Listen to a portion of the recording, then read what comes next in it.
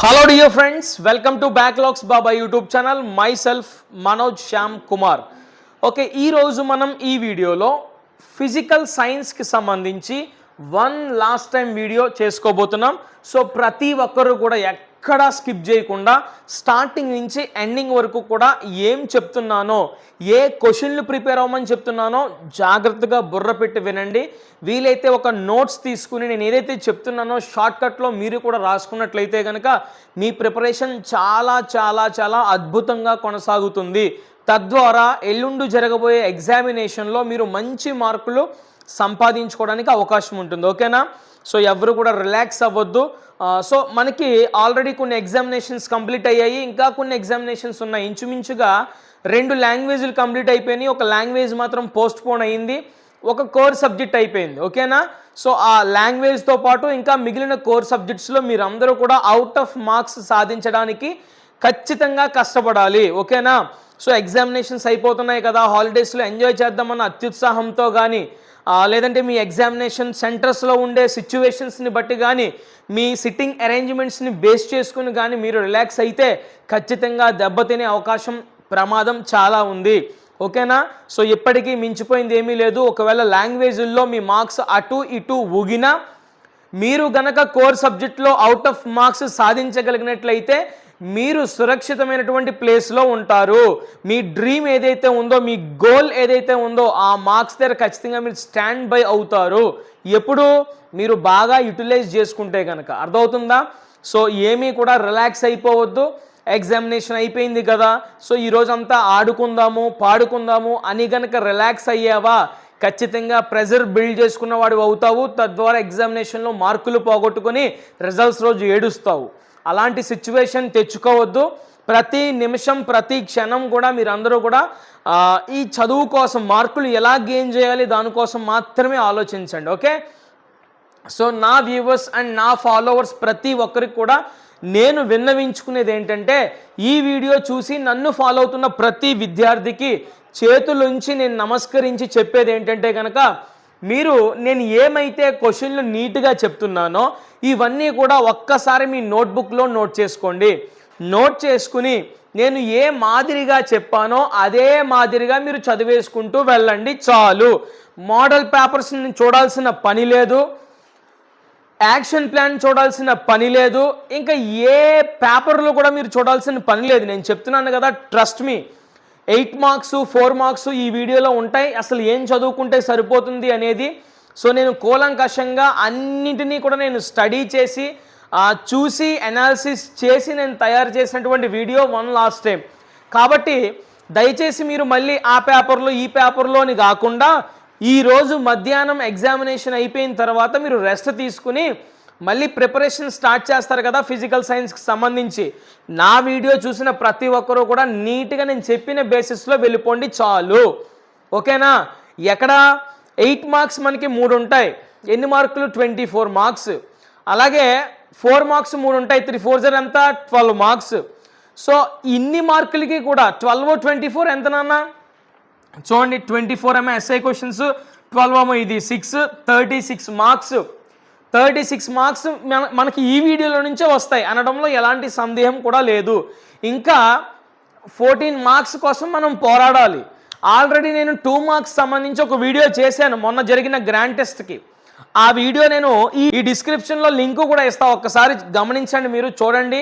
చూసి అది ప్రతిదీ కూడా మీరు చదివారా లేదా అనేది ఒకటికి 2 సార్లు రీచెక్ చేసుకుని అవి చదవండి. ఇంకా ఏమైతే 2 మార్క్స్ చదవాలో అవి కూడా నేను లిస్ట్ అవుట్ చేసి రేపు మీకు వీడియో ఇస్తాను. ఈ లోపల 8లు 4లు మీరు క్షుణ్ణంగా కంప్లీట్ చేసేయండి. ఇక 1 మార్క్స్ అంటారా, 1 మార్క్స్ సంబంధించి నేను క్విజ్ గ్రూప్లో పెడతాను. సో ఇప్పటి వరకు నేను పెడతానని చెప్పి పూర్తిగా పెట్టలేకపోతున్నాను, కొన్ని మాత్రం పెట్టేసి ఆపేస్తున్నాను. వర్క్ లోడ్ ప్రెజర్ ఎక్కువ అవ్వడం వల్ల ఒక్కడనే మొత్తం అన్నీ చేసుకోవడం వల్ల కొంచెం ఇబ్బందికరమైనటువంటి వాతావరణం నాకు కూడా ఏర్పడుతుంది.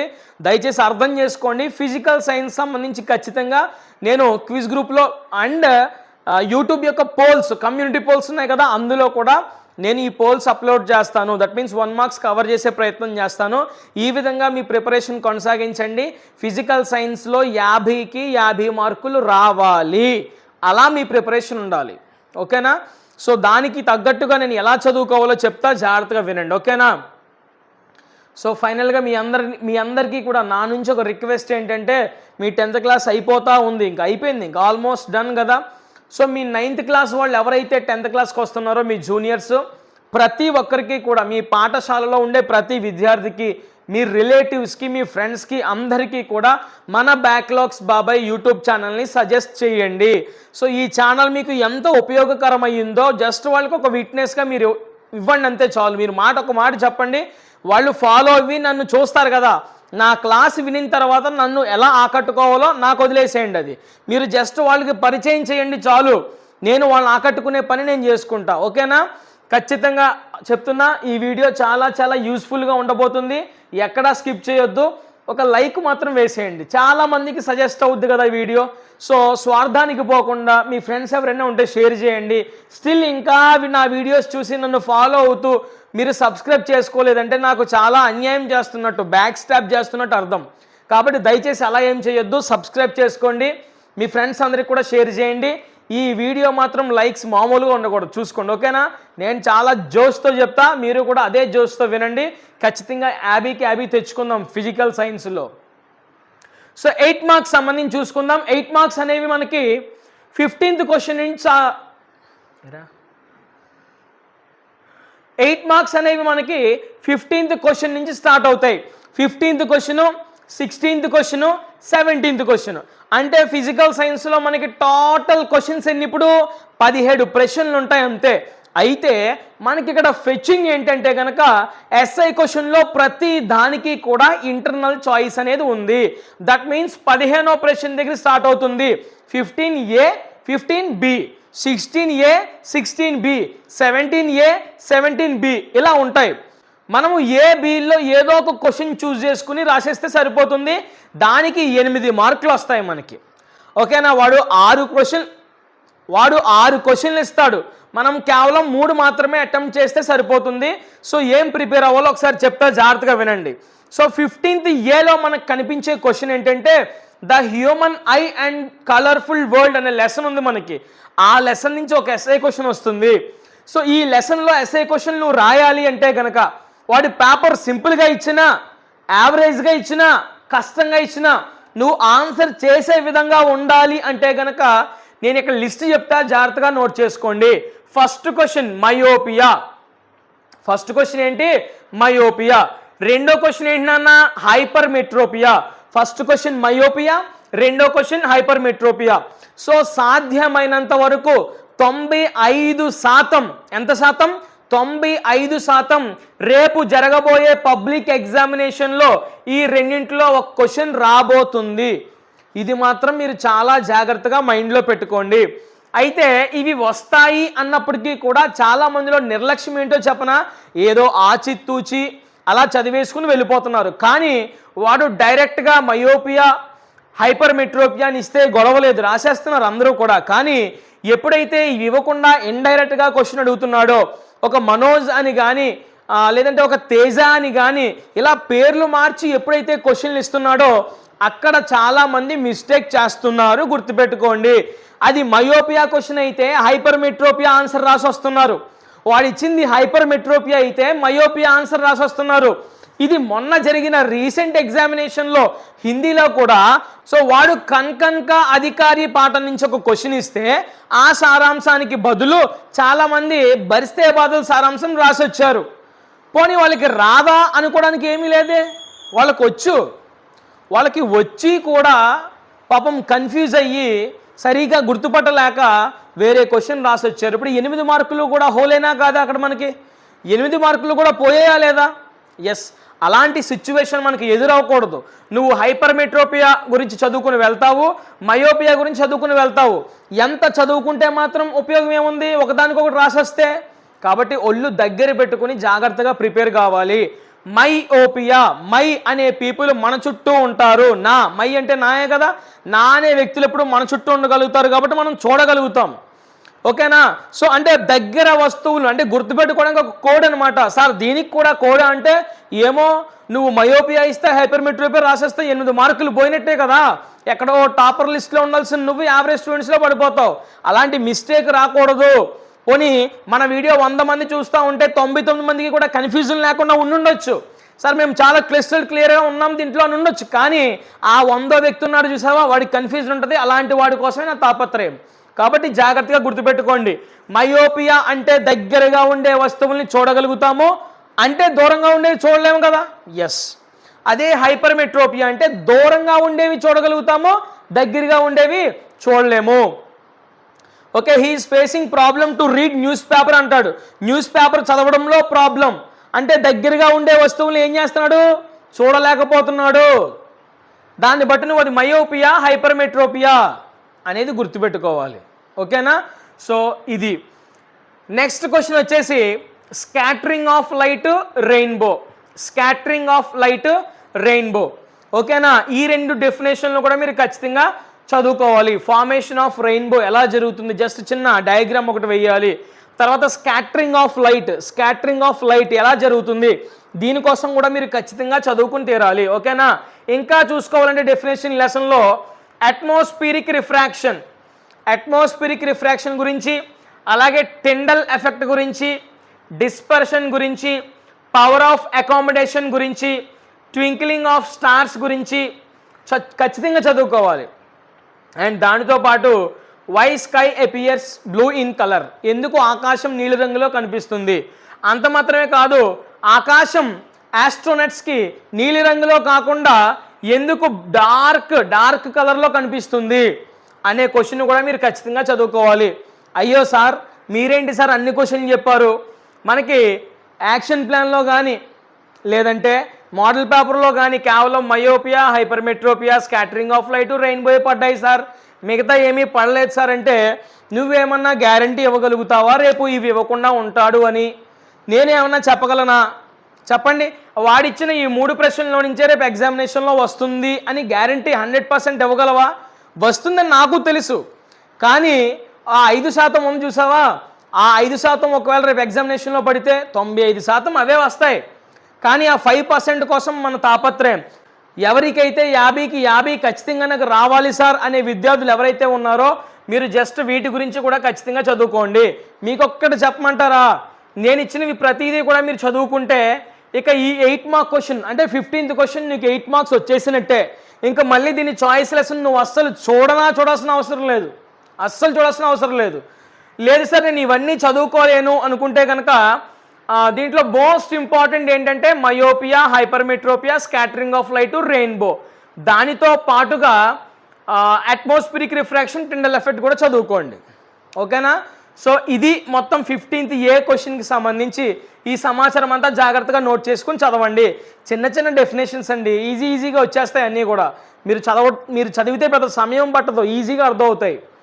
నెక్స్ట్ దీనికి ఇంటర్నల్ చాయిస్ ఏంటి, ఒకవేళ సార్ నేను ఈ లెసన్ నేను వదిలేస్తున్నాను, ఈ లెసన్కి చాయిస్గా వచ్చే లెసన్ ఏంటంటే కనుక ఎలక్ట్రిసిటీ.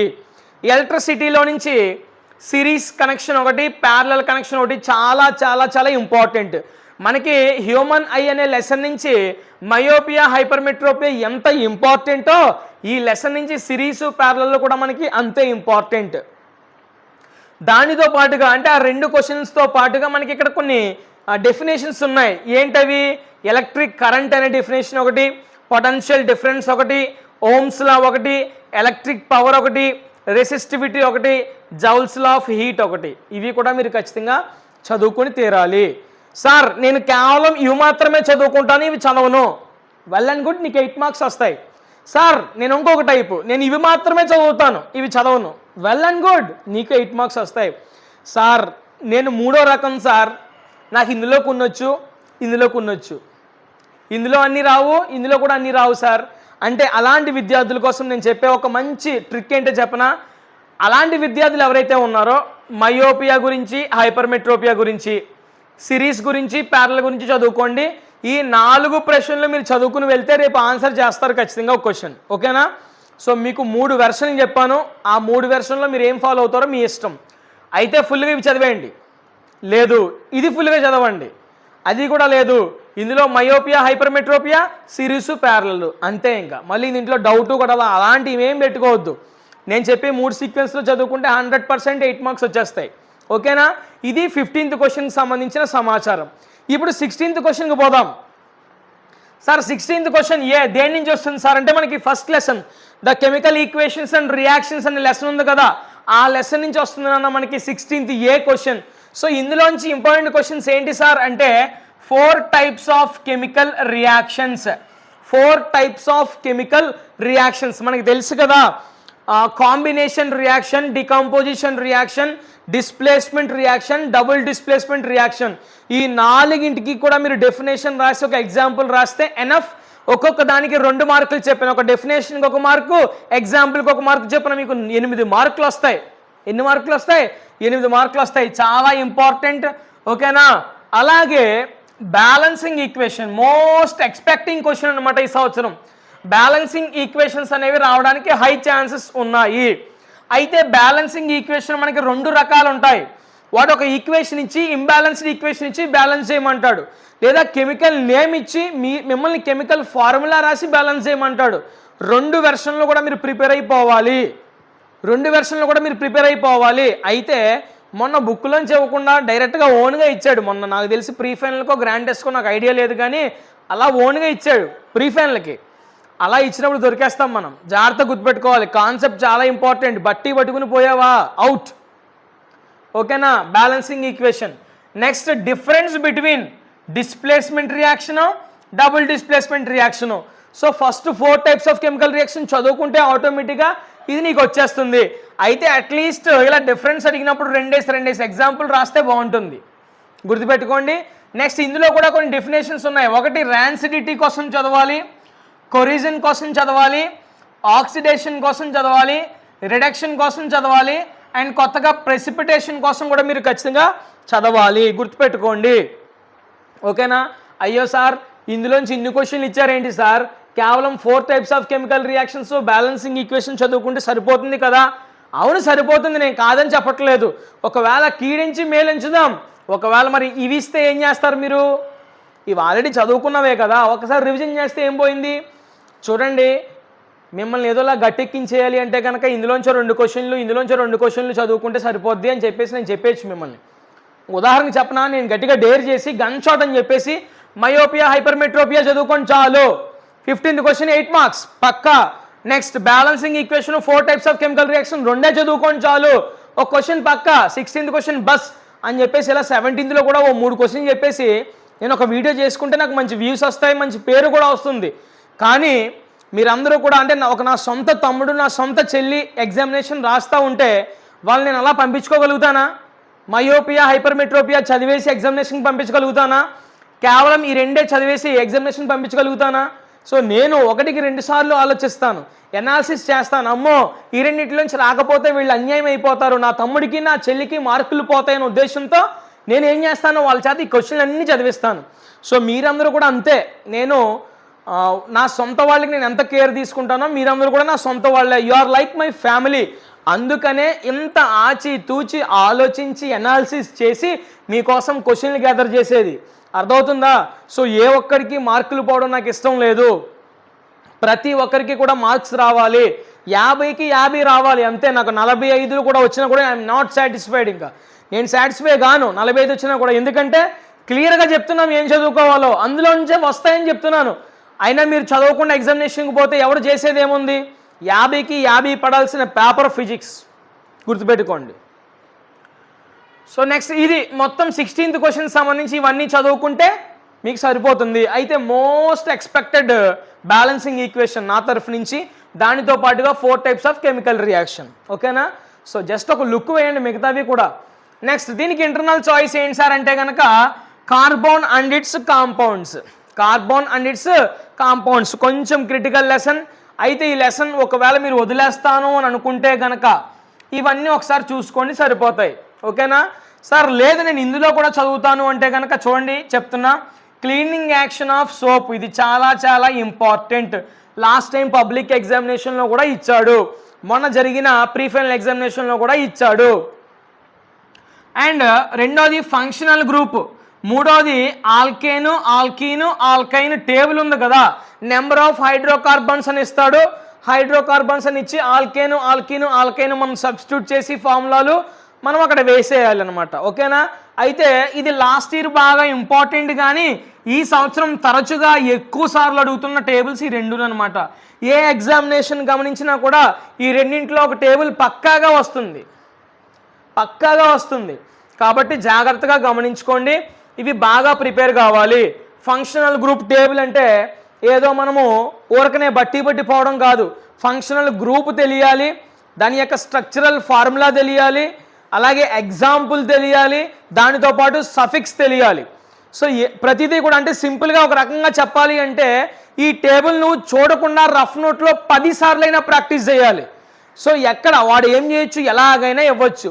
వాడు ఫంక్షనల్ గ్రూపులు ఇచ్చి మిగతా అన్ని రాయమనొచ్చు, అక్కడక్కడ వాడు మెన్షన్ చేసి అక్కడక్కడ వాడు లేపేయచ్చు. ఎలా ఇచ్చినా కూడా నువ్వు రాయగలిగేలా ఉండాలి అంటే కనుక టేబుల్ అంతా కూడా నువ్వు చూడకుండా రాసేయగలగాలి, అది గుర్తుపెట్టుకోండి. దానితో పాటుగా నెంబర్ ఆఫ్ హైడ్రోకార్బన్స్ ఇచ్చి ఆల్కేను, ఆల్కీను, ఆల్కైను అడుగుతాడు. Alkane formula CnH2n+2. ఓకేనా? Alkyne formula CnH2n, ఆల్కైన్ formula CnH2n-2. ఓకేనా? సో వాడిచ్చిన హైడ్రోకార్బన్ 1 అనుకో, ఆ n ప్లేస్లో మనం ఏం చేయాలి, సబ్స్టిట్యూట్ చేయాలి. సబ్స్టిట్యూట్ చేయగా వచ్చింది అక్కడ వేసేయాలన్నమాట. అర్థమవుతుందా? సో అలాగా ఎక్కడా కూడా ట్విస్టింగ్ ఏంటి ఈ టేబుల్లో, వాడు కొన్ని సార్లు ఫార్ములా ఏమంటాడు, కెమికల్ ఫార్ములా, కొన్ని సార్లు కెమికల్ నేమ్ అడుగుతాడు. ప్రొపెయిన్, ప్రొపీన్, ప్రొపైన్ ఉంటాయి కదా. సో అవి మీరు 1 అంటే ఏంటి, 2 అంటే ఏంటి, 3 అంటే ఏంటి ఇలా నేర్చుకోవాలి. ఓకేనా? మిత్, ఇత్, ప్రో, బ్యూట్, పెంట్, హెక్స్ ఇలా ఉన్నాయి కదా, అవి నేర్చుకుంటే ఆటోమేటిక్గా ఆ కెమికల్ నేమ్స్ కూడా మీరు నేర్చేసుకుంటారనమాట. అంటే వచ్చేస్తాయి. బహుశా వీలైతే లైవ్కి వస్తా కదా రేపు, వచ్చినప్పుడు మొత్తం అన్నీ కూడా ఒకసారి డిస్కస్ చేస్తాం, మీరేం భయపడాల్సిన పని లేదు. దానితో పాటు ఇంపార్టెంట్గా డిఫరెన్స్ క్వశ్చన్ ఒకటి ఉంది, ఇథనాలు అండ్ ఇథనాయిక్ యాసిడ్. అండ్ ఇందులో ఖచ్చితంగా ప్రతి ఒక్కరు కూడా చాయిస్తో సంబంధం లేకుండా ఎడిషన్ రియాక్షన్ అంటే ఏంటో చదవాలి హై అచీవర్స్, సబ్స్టిట్యూషన్ రియాక్షన్ అంటే చదవాలి, కంబషన్ రియాక్షన్ అంటే ఏంటో చదవాలి, ఎస్టరిఫికేషన్ అంటే ఏంటో చదవాలి. ఇవేదో ఎస్ఐల్లో ఇచ్చేస్తాడు మీరు ఓడబడిచేస్తారని చెప్పట్లేదు నేను, ఇవన్నీ కూడా 2 మార్క్స్లో ఇంపార్టెంట్. అటు ఎస్ఐల్లో ఒకవేళ ఇచ్చినా కూడా మీరు రాయగలుగుతారు, అట్ ద సేమ్ టైం ఇవన్నీ కూడా 2 మార్క్స్గా మనకు ఉపయోగపడతాయి. కాబట్టి ప్రతి ఒక్కరూ కూడా ఈ లెసన్ చాయిస్తో నిమిత్తం లేకుండా ఇవి మాత్రం 100% చదవాలి. వై? బికాస్ ఈ లెసన్ నుంచి మనకి 2 మార్క్స్ వెయిటేజ్ ఉంది. ఆ 2 మార్క్స్లో మీరు ఇవన్నీ చదువుకోవాలి. కాబట్టి ఇప్పుడు కూడా చదవండి. ఓకేనా? సార్ నేను పైవన్నీ చదువుకుంటాను, కింద వదిలేస్తాను సార్ అంటే వదిలే, నేనేం కాదని చెప్పను, కానీ కొంచెం ఈ 2 టేబుల్లు బాగా ప్రాక్టీస్ చేయి. ఎందుకంటే ఒకవేళ బ్యాలెన్సింగ్ ఈక్వేషన్ ఇచ్చాడు అనుకోండి, నీకు రానిది ఏదన్నా సొంతంగా వాడు ప్రయోగిస్తే నువ్వు బ్యాలెన్సింగ్ చేయకపోతే 2 మార్కులు ఊరికనే పోతాయి ఒక్కో ప్రశ్నకి. సో నువ్వు అప్పుడు బ్యాలెన్సింగ్ ఈక్వేషన్ ఇక్కడ రెండట్లో ఏదో ఒక టేబుల్ ఇచ్చాడు అనుకో, ఆ బ్యాలెన్సింగ్ ఈక్వేషన్కి ఒక దండం పెట్టి ఈ టేబుల్ నీట్గా వేసేసుకుంటే 8 మార్కులు నీ సొంతం. ఈజీ వైపు వెళ్ళాలి మనం. అర్థమవుతుందా?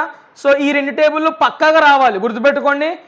High achievers at least soap question చదవండి. ఓకే, సరిపోతుంది. ఇది మొత్తం 16th క్వశ్చన్కి సంబంధించిన సమాచారం.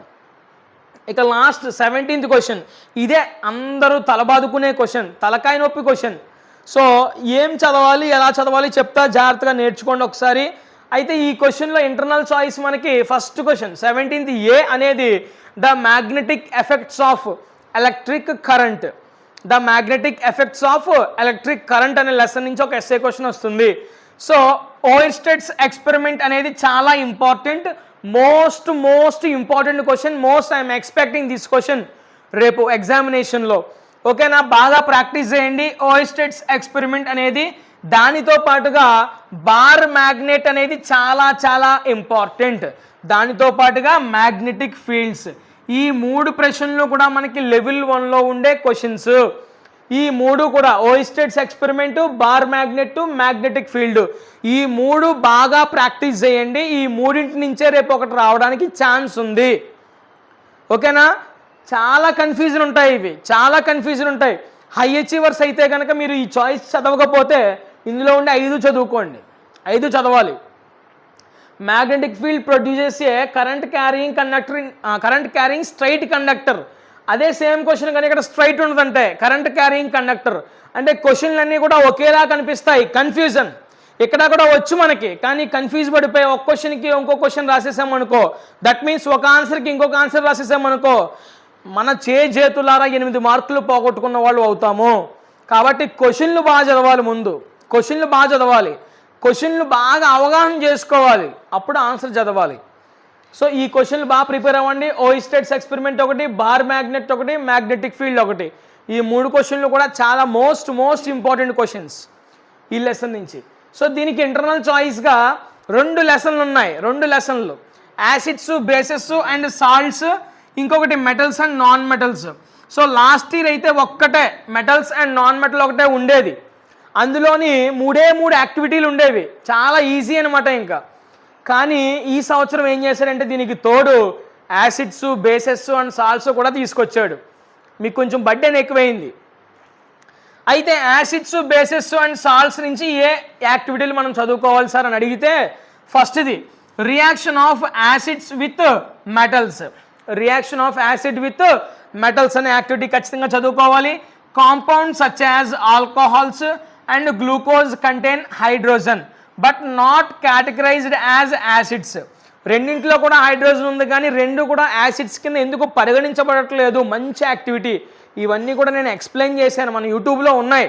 బహుశా వీలైతే మన ఛానల్ ఏదైతే ఉందో వాట్సాప్ ఛానల్, అన్ని అప్డేట్స్ అందులో వస్తాయి, మీరు జాయిన్ అవ్వండి. డిస్క్రిప్షన్లో లింక్ ఇస్తాను, జాయిన్ అవ్వండి. ఈ లింక్లన్నీ కూడా అందులో పెడతాను, మీరు చూడండి.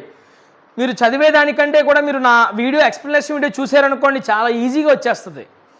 ఓకే, 3వ క్వశ్చన్ వాటర్ ఆఫ్ క్రిస్టలైజేషన్, మీరు చూసారు మొన్న ఇంపార్టెంట్ క్వశ్చన్లో కూడా ఇచ్చాను, వచ్చింది మొన్న గ్రాండ్ టెస్ట్లో. And metal carbonates, metal hydrogen react with acids, ఇది కూడా ఒకసారి చూసుకోండి. ఫస్ట్ 3 బాగా important questions, and 4th one కూడా ఒకసారి చూసుకోండి, ఏం పర్వాలేదు, యాక్టివిటీలే కాబట్టి ఓన్గా రాయొచ్చు. యాసిడ్స్, బేసెస్, సాల్ట్స్ నుంచి ఈ క్వశ్చన్లు మీరు చదువుకుంటే సరిపోతుంది.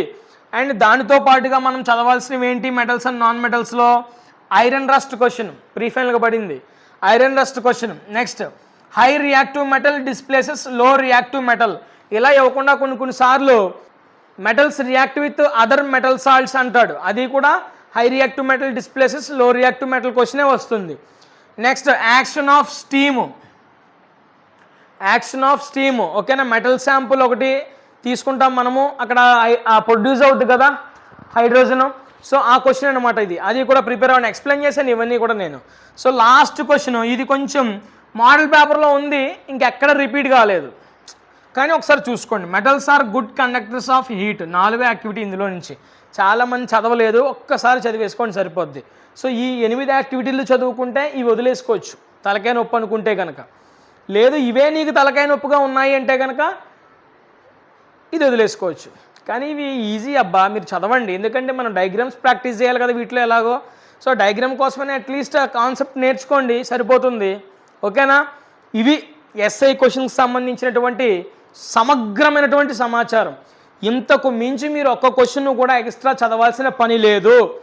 నాకు తెలిసి నా పరిజ్ఞానం వరకు కూడా విత్ చాయిస్ ఈ 15A వీటిలోంచి ఒకటి వస్తుంది, 15th B వీటిలోంచి ఒకటి వస్తుంది, 16th A వీటిలోంచి ఒకటి వస్తుంది, 16th B వీటిలోంచి ఒకటి వస్తుంది, 17th A వీటి నుంచి ఒకటి వస్తుంది, 17th B వీటి నుంచి ఒకటి వస్తుంది. దట్ మీన్స్ రేపు ఎస్ఐ క్వశ్చన్లు విత్ చాయిస్ నా బోర్డు మీద ఉన్నాయి, విత్ చాయిస్ వీటిలో నుంచే వస్తాయి, నో డౌట్. పోనీ వాడు ఎంత కష్టంగా ఇచ్చుకుని టెక్స్ట్ వల్లోనికి పోయినా చాయిస్ దొరుకుతుంది, 100% చాయిస్ దొరుకుతుంది. కాబట్టి ట్రస్ట్ మీ, ఖచ్చితంగా ఈ క్వశ్చన్లన్నీ కూడా మీరు అవగొట్టేసేయాలి ఈవినింగ్ లోపు, 100%. ఇంకా మనకి 24కి 24 దిగాల్సిందే. ఒక వాల్యుయేషనరు మార్కులు తీయడానికి గింజుకోవాలి పట్టుకొని, ఎక్కడ మార్కులు తీయాలి, హాఫ్ మార్క్ తీయడానికి చచ్చిపోవాలి పట్టుకొని, ఇంకా ఎక్కడ మిస్టేక్ దొరకకూడదు. ఆ విధమైనటువంటి ప్రాక్టీస్ చేయండి, ఓకేనా. మీరు ప్రిపేర్ అయిపోయిన తర్వాత జస్ట్ యాక్టివిటీ ఒకటి అనుకోండి, వాటర్ ఆఫ్ క్రిస్టలైజేషన్ అంటే ఏంటి, దీని ఏమేంటి, గాల్లోనే, నీ ముందు బుక్ అవసరం లేదు, పడే పక్కన చదివేసిన తర్వాత. సో ఏంటి దీని ఏమేంటి, అసలు వాటర్ ఆఫ్ క్రిస్టలైజేషన్ అంటే ఏమేంటి, ఈ ఏమికి కావాల్సినటువంటి ఆపరేటస్ ఏంటి, నీ మైండ్లోనే నీకు నువ్వే ఒక క్లాస్ చెప్పినట్టు చెప్పుకో అంతే. దీని ప్రొసీజర్ ఏంటి, దీని యొక్క కన్క్లూజన్ ఏంటి, రిజల్ట్ ఏంటి, ఇలా ప్రతి యాక్టివిటీని నువ్వు మైండ్లో నెమరు వేసుకుంటూ నీకు నువ్వు ఎక్స్ప్లెనేషన్ చేసుకోవడం కానీ అప్పచెప్పుకోవడం కానీ చేస్తే ఎగ్జామినేషన్లో ప్రజెంట్ చేస్తావు, మరి దుమ్ము దులిపేస్తావు. కాబట్టి అస్సలు కాంప్రమైజ్ అవ్వద్దు, ఓకేనా. సో ఎస్ఐ క్వశ్చన్లు ఇవే, బాగా చూసుకోండి. ఇప్పుడు 4 మార్క్స్ ఏం చదువుకోవాలో చూద్దాం, ఓకేనా. సో ఇక 4 మార్క్ క్వశ్చన్స్ మనం ఒకసారి చూసుకుందాం. 4 మార్క్ క్వశ్చన్స్ సంబంధించి క్వశ్చన్ నెంబర్ 12 నుంచి స్టార్ట్ అవుతాయి. సార్ 4 మార్క్ క్వశ్చన్స్కి ఏమైనా ఇంటర్నల్ చాయిస్ ఉంటుందా సార్ అంటే ఎక్కడా ఉండదు. కానీ ఒకే ఒక క్వశ్చన్ 12వ ప్రశ్నకి మాత్రమే ఇంటర్నల్ చాయిస్ ఉంటుంది. ఆ క్వశ్చన్ ఏంటో తెలుసా, డయాగ్రామ్ బేస్డ్ క్వశ్చన్, ఓకేనా. సో 12th ఏలో మనకి రే డయాగ్రామ్స్ కనిపిస్తాయి. రే డయాగ్రామ్స్ అంటే కాన్వెక్స్ లెన్స్కి సంబంధించి, కాన్కేవ్ మిర్రర్కి సంబంధించి, ఓకేనా. సో వీటికి సంబంధించి ఖచ్చితంగా రే డయాగ్రామ్ అంటే పక్కాగా వస్తుంది. ఒకవేళ మీరు ప్రిపేర్ అయ్యి మీకు తెలుసు అంటే కనుక దాన్ని తీసుకుని రాయండి మీరు, ఓకేనా. లేదు సార్ మేము రే డయాగ్రామ్స్కి పోము అంటే కనుక దానికి ఇంటర్నల్ చాయిస్గా metals and non metals, acids, బేసెస్లో నుంచి ఒక డయాగ్రామ్ ఇస్తాడు. సో ఇంపార్టెంట్ డయాగ్రామ్స్ ఏంటి అంటే కనుక reaction of metals with acids, ఆ డయాగ్రామ్ ఒకటి. ఎలక్ట్రోలైటిక్ రిఫైనింగ్ ఆఫ్ కాపర్ ఒకటి. Action of steam on a metal ఒకటి. Acid solution in water conducts electricity ఒకటి. High reactive metal displaces low reactive metal ఒకటి. So ఈ 5 డయాగ్రాములు బాగా ప్రాక్టీస్ చేయండి. వీటితో పాటుగా మనము యాక్టివిటీలు చదువుకున్నాం కదా ఆ 2 లెసన్ల నుంచి. ఆ యాక్టివిటీలో ఏ డయాగ్రామ్ వచ్చినా కూడా మీరు ఖచ్చితంగా వేయగలగాలి. అండ్ ఇక్కడ చాలామంది ఎదుర్కొన్నటువంటి సమస్యలు ఏంటో చెప్పమంటారా, డయాగ్రామ్లు అన్నీ ప్రాక్టీస్ చేసుకుంటూ వెళ్తున్నారు, కానీ సమస్య ఎక్కడ వస్తుంది, అసలు ఈ డయాగ్రామ్ పేరేంటో తెలుసుకోలేకపోతున్నారు చాలామంది. చూడండి, ఎలక్ట్రోలైటిక్ రిఫైనింగ్ ఆఫ్ కాపర్ అనే డయాగ్రామ్ అందరూ ప్రాక్టీస్ చేసే పోతున్నారు, కానీ ఆ డయాగ్రామ్ యొక్క పేరు ఇది అని చాలామందికి తెలియడం లేదు. సో డయాగ్రామ్ కంటే ముందు మీరు ఆ డయాగ్రామ్స్ యొక్క పేరు ఏంటి దానిపై ఫోకస్ చేయండి. అర్థమైందా, దానిపై ఖచ్చితంగా 100% ఫోకస్ చేయండి, ఓకేనా. అప్పుడు మీకు ఈజీగా 4 మార్కులు సంపాదించుకోవచ్చు. ఎందుకు ప్రాక్టీస్ చేసి మార్కులు పోగొట్టుకునేంత శ్రమ ఎందుకు, మనకి కొంచెం శ్రమ పడితే జస్ట్ ఆ పేర్లు ఏంటో, ఆ ఏ పేరుకి ఏ డయాగ్రామ్ వేయాలో మనకి ఈజీగా అర్థమైపోద్ది త్రూ ప్రాక్టీస్ మాత్రమే. సో ఇది 12th క్వశ్చన్కి సంబంధించి క్వశ్చన్స్ డయాగ్రామ్స్. క్వశ్చన్ నెంబర్ 13 చూసుకుంటే క్వశ్చన్ నెంబర్ 13 కూడా మనకి acids, bases and metals and non మెటల్స్లో నుంచే 4 మార్క్ క్వశ్చన్ ఒకటి ఇస్తాడనమాట. సో ఆ 4 మార్క్ క్వశ్చన్ ఆన్సర్ చేయాలి అంటే ఈ క్వశ్చన్ ఖచ్చితంగా కవర్ చేయండి. యాసిడ్స్, బేసెస్లో నుంచి చూసుకుంటే బ్లీచింగ్ పౌడర్ ఒకటి, వాషింగ్ సోడా ఒకటి, బేకింగ్ సోడా ఒకటి, ప్లాస్టర్ ఆఫ్ ప్యారిస్ ఒకటి, న్యూట్రలైజేషన్ రియాక్షన్ ఒకటి, applications of pH in daily life ఒకటి, how can you appreciate the role of pH of acids and bases in our everyday life అనే questions. ఇవన్నీ కూడా బాగా మీరు ప్రిపేర్ కావాలి. యాసిడ్స్, బేసెస్ లెసన్కి సంబంధించిన ఇంపార్టెంట్ 4 మార్క్ క్వశ్చన్స్ అనమాట ఇవన్నీ కూడా. సో నాకు తెలిసి వీటి నుంచి తక్కువ టెస్ట్ చేశాడు, మేబీ ప్రీ ఫైనల్ అనుకుంటా ఇచ్చాడు ఒక క్వశ్చన్, గ్రాండ్ టెస్ట్కి ఇవ్వలేదు. రేపు ఎగ్జామినేషన్లో వీటి నుంచి ఇవ్వచ్చు. వీటి యొక్క యూజెస్ అడుగుతాడు, బ్లీచింగ్ పౌడర్ యొక్క యూజెస్ ఏంటి, ప్లాస్టర్ ఆఫ్ ప్యారిస్ యొక్క యూజెస్ ఏంటి, ఇలా అడుగుతాడు. కాబట్టి ఇవన్నీ కూడా ప్రాక్టీస్ చేయండి. మరి metals and non metals lesson నుంచి కూడా ఉన్నాయి 4 mark questions. So uses of metals, uses of non metals, right the 4 uses of metals అంటాడు, లేదా right the 4 uses of non metals అని అడుగుతాడు. కాబట్టి 2 కూడా బాగా ప్రాక్టీస్ చేయండి. తర్వాత థెర్మైట్ ప్రాసెస్ అంటే ఏంటో మీకు తెలియాలి, అవాయిడింగ్ కొరూజన్ అంటే కూడా ఏంటో మీకు తెలియాలి, అవి బాగా ప్రాక్టీస్ చేయండి. తర్వాత ఇక్కడ వరకే ప్రాక్టీస్ చేస్తారు అందరూ కూడా, ఇవి చదవరు. రిఫైనింగ్ ఆఫ్ మెటల్స్ అంటే ఏంటో చదువుకోవాలి. యూజెస్ అంటే extraction of metals from its ores, దాని యొక్క యూజెస్ కూడా మీరు ఖచ్చితంగా ప్రిపేర్ కావాలి. వీటి ఆన్సర్లు మీకు దొరకకపోతే నేను మన వాట్సాప్ ఛానల్ ఉంది కదా, అందరూ జాయిన్ అవ్వండి. చూస్తున్న ప్రతి ఒక్కరు కూడా జాయిన్ అవ్వండి. డిస్క్రిప్షన్లో లింక్ ఇస్తాను, అందులో పోస్ట్ చేస్తాను. అండ్ ఇది చాలా చాలా ఇంపార్టెంట్, 2 ప్రీ ఫైనల్స్కి కూడా తొక్కుపెట్టి నారదీశాడు చాలామందికి, ఓకేనా. అలాయిస్, ఒక ఎగ్జామినేషన్కి ఏమో అలాయిస్ అడిగి అలాయిస్ అంటే ఏంటో చెప్పి ఎగ్జాంపుల్స్ రాయమంటాడు. ఇంకొక దానికి ఏం చేశాడు చెప్పనా, అంటే మన గ్రాండ్ టెస్ట్కి వాడు అలాయిస్ ఇచ్చాడు, ఎగ్జాంపుల్స్ ఇచ్చాడు, యూజెస్ ఏంటో చెప్పమన్నాడు. అంటే ఈ మూడింటిని బేస్ చేసుకుని టేబులర్ ఫామ్ క్వశ్చన్ అడిగాడు అనమాట మొన్న. కాబట్టి ఆ టెక్స్ట్ బుక్ చదవండి ఒకసారి, టెక్స్ట్ బుక్ చదివి అలాయిస్, యూజెస్ అండ్ ఎగ్జాంపుల్స్ ఖచ్చితంగా మీరు చదువుకోవాలి, ఓకేనా. కాబట్టి మెటల్స్ అండ్ నాన్ మెటల్స్లో ఉంటుంది. ఒకసారి టెక్స్ట్ బుక్ కూడా చదివితే బెటర్ అని అడిగితే చూసుకోండి. ఈ ఏరియా ఎక్కడైతే ఉందో ఆ ఏరియాని ఒక్కసారి టెక్స్ట్ బుక్ మొత్తం చదివేసేయండి, మీకు క్లియర్ వస్తుంది. నెక్స్ట్ క్వశ్చన్ నెంబర్ 14 సంబంధించి లైట్ రిఫ్రాక్షన్ అండ్ రిఫ్లెక్షన్ అనే లెసన్ నుంచి మనకి టేబులర్ క్వశ్చన్స్ ఉంటాయమ్మా. Tabular questions, diagrammatic questions. Okay, ఇవి ఉన్నాయి. ఇవి ఎలా అంటే refractive index, that means rarer medium, denser medium, ఈ యొక్క టేబుల్ ఒకటి ఉంటుంది. ఎయిర్ బెంజిన్ ఉంటుంది కదా, ఆ టేబుల్ ఇచ్చి కొన్ని క్వశ్చన్స్ అడుగుతాడు. అండ్ ఇంకొకటి ఏంటనుకున్నారు డయాగ్రామెటిక్ బేస్డ్ అంటే, వాడు ఒక రే డయాగ్రామ్ ఇస్తాడు. రే డయాగ్రామ్ ఇచ్చి లేదంటే ఒక ఎక్స్ యాక్సిస్, వై యాక్సిస్ ఇచ్చి అలా కూడా అడుగుతాడు. అలా ఇచ్చి మనకి క్వశ్చన్స్ అడుగుతాడు అనమాట. ఓకేనా. అండ్ ఈ రెండు కాకుండా మూడో వెర్షన్ ఏంటనుకుంటున్నారు, ఒక టేబుల్ ఇస్తాడు. టేబుల్ ఇచ్చి రే డయాగ్రామ్ సంబంధించిన సమాచారం అంతా కూడా అక్కడ ఇచ్చి కొన్ని మధ్యలో లేపేస్తాడు. ఇలా ఈ 3 వెర్షన్లో కూడా మనకి టెస్ట్ చేయడానికి అవకాశం ఉంది. మూడో వెర్షన్ ఎక్కడ కూడా ఇప్పుడు అడగలేదు, లాస్ట్ ఇయర్ అడిగాడు. ఇప్పుడు మొత్తం ఒక టేబుల్ ఇస్తున్నాడు, క్వశ్చన్స్ అడుగుతున్నాడు, డయాగ్రామ్ ఇస్తున్నాడు, క్వశ్చన్స్ అడుగుతున్నాడు. అయితే టేబుల్ ఇచ్చి అడిగినా, డయాగ్రామెటిక్ క్వశ్చన్ అడిగినా కూడా 4 క్వశ్చన్స్ ఉంటాయి కదా, 3 క్వశ్చన్లు ఓకే అందరూ చేస్తున్నారు. ఆ 4వ క్వశ్చనే డైరెక్ట్గా ఇవ్వకుండా కొంచెం ఇండైరెక్ట్గా వెళ్తున్నాడు. సో ఎవరికైతే కాన్సెప్ట్ తెలుస్తుందో వాళ్ళు మాత్రమే ఆన్సర్ చేయగలుగుతారు. దీన్ని కొంచెం ప్రాక్టీస్ చేయండి బాగా. అర్థమవుతుందంటే క్వశ్చన్లు మార్చేస్తున్నాడు. సో బట్టిపడేసిపోయి మనం ఆన్సర్ పెట్టేస్తే తప్పు అయింది. ఓకేనా, చూసుకోండి, ఆలోచించండి, కొంచెం బాగా ప్రాక్టీస్ చేయండి. ఓకేనా, బాగా ప్రాక్టీస్ చేయండి. మీకు ఆ లెసన్ సంబంధించి 9 టేబుల్సో 11 టేబుల్సో ఉన్నాయి. అవన్నీ కూడా చదువుకుంటే ఒక టేబుల్ వస్తుంది, మీరు ఈజీగా రాయొచ్చు. ఇక్కడ కూడా 4 మార్క్స్ వస్తాయి. ఇలా 4, 4, 4 12 మార్క్స్ మనకి 4 మార్క్స్ సంబంధించి. ఓకేనా, ఐ హోప్ 4 మార్క్స్ సంబంధించి, అలాగే 8 మార్క్స్ సంబంధించి మనకి ఇంకా డౌట్ అంటూ లేదు. క్లియర్గా ఉన్నామని నేను అనుకుంటున్నాను. కాబట్టి ఇంకా ఏమైనా 4 మార్క్స్ ఏమైనా ట్విస్ట్ చేయడానికి అవకాశం ఉందంటే కనుక నేను కొంచెం టెక్స్ట్ బుక్ చూసి రిఫర్ చేసి అవి కూడా పిక్ చేసి మన వాట్సాప్ ఛానల్లో మాత్రమే పెడతాను. ఎందుకంటే మీకు నాకు వారది అది ఒకటే. సో అందులోనే పెడతాను. కాబట్టి మీరు అందరూ కూడా అందులో జాయిన్ అవ్వండి. అండ్ ఇన్స్టాగ్రామ్ ఛానల్ కూడా ఉంది, అందులో కూడా జాయిన్ అవ్వండి, అందులో కూడా పెడతా. ఓకేనా, థ్యాంక్ యూ వెరీ మచ్. మీకు ఈ వీడియో యూటిలైజ్ అయ్యింది, మీకు ఉపయోగపడింది అనుకుంటే కనుక ఖచ్చితంగా లైక్ చేయండి, ఒక కామెంట్ చేయండి, మీ ఫ్రెండ్స్ ఎవరికైనా షేర్ చేయండి. Thank you very much. Please do support. ఇలాంటి మరిన్ని వీడియోస్ మీ ముందుకు తీసుకొచ్చే ప్రయత్నం చేస్తాను.